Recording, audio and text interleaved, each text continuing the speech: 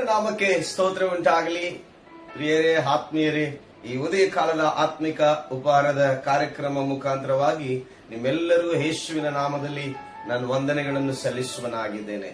ಸ್ನೇಹಿತರೆ, ಆತ್ಮೀಯರೇ, ಈ ಉದಯ ಕಾಲದಲ್ಲಿ ಕರ್ತನಾಗಿರುವ ದೇವರು ಪ್ರತಿನಿತ್ಯವೂ ನಮ್ಮನ್ನು ಆತನ ಸತ್ಯದ ಮಾರ್ಗದಲ್ಲಿ ನಡೆಸುವಂತ ಜೀವವುಳ್ಳ ಮಾತುಗಳಿಂದ ಈ ದಿನ ಕೊಟ್ಟಂತ ಮಾತಿನ ಪ್ರಕಾರವಾಗಿ ನಾವು ಜೀವಿಸುವುದಕ್ಕೆ ದೇವರು ಕೊಟ್ಟ ವಾಕ್ಯವನ್ನು ನಾವು ಧ್ಯಾನ ಮಾಡಿಕೊಳ್ಳೋಣ. ಪ್ರಿಯ ಸ್ನೇಹಿತರೆ, ದೇವರು ಕೊಟ್ಟಂತ ವಾಕ್ಯ ಸತ್ಯವೇದದಲ್ಲಿರುವಂತ ಕೀರ್ತನೆ ಎಂಬ ಪುಸ್ತಕದಲ್ಲಿರುವ 37ನೆಯ ಕೀರ್ತನೆ, ಅದರಲ್ಲಿ 22ನೇ ವಚನ ಹೀಗೆ ಹೇಳುತ್ತದೆ: ಯೆಹೋವನ ಆಶೀರ್ವಾದವು ಯಾರಿಗಿರುವುದೋ ಅವರು ದೇಶವನ್ನು ಅನುಭವಿಸುವರು, ಆತನ ಶಾಪವು ಯಾರಿಗಿರುವುದೋ ಅವರು ತೆಗೆದು ಹಾಕಲ್ಪಡುವರು.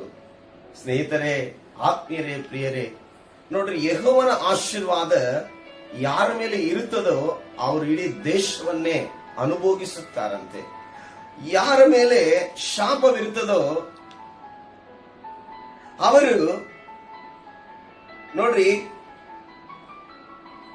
ಅವರು ತೆಗೆದು ಹಾಕಲ್ಪಡುವರೆಂಬುದಾಗಿ ದೇವರ ವಚನ ಹೇಳುತ್ತದೆ.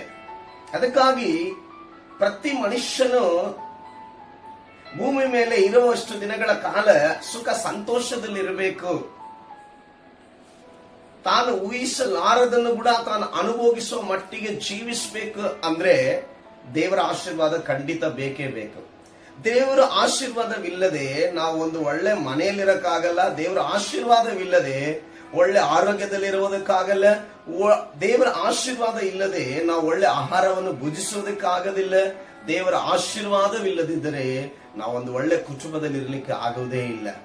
ಈ ಲೋಕದಲ್ಲಿ ಸಮಾಧಾನ, ಸಂತೋಷ, ನೆಮ್ಮದಿಯಿಂದ ಇರಲಿಕ್ಕೆ ಸಾಧ್ಯವೇ ಇಲ್ಲ. ಆ ಕಾರಣದಿಂದ ಪ್ರತಿ ಮನುಷ್ಯನಿಗೂ ದೇವರ ಆಶೀರ್ವಾದ ಬಹಳ ಬಹಳ ಪ್ರಾಮುಖ್ಯವಾಗಿರುವಂತದ್ದಾಗಿದೆ.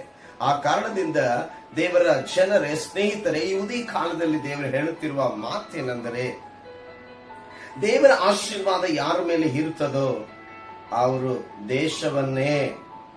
ದೇಶವನ್ನೇ ಅವರು ಅನುಭವಿಸುವರು ಎಂಬುದಾಗಿ ಹೇಳುತ್ತದೆ.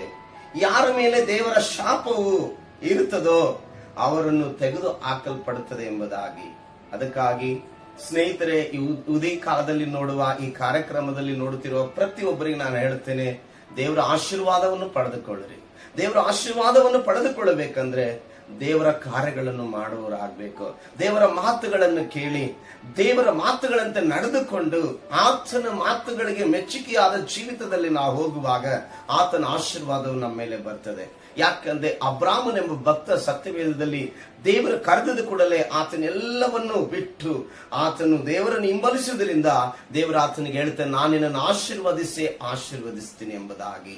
ನಿನ್ನನ್ನು ನಿಜವಾಗ್ಲಿ ಎಲ್ಲಾ ಪೀಳಿಗೆಗೆ ನಿನ್ನೆ ತಲೆಯಾಗಿಡ್ತೀನಿ ಎಂದು ದೇವರು ಹೇಳುವ ಹಾಗೆ ಅಬ್ರಾಮನನ್ನು ದೇವರು ಆಶೀರ್ವದಿಸಿದ ದೇವರು.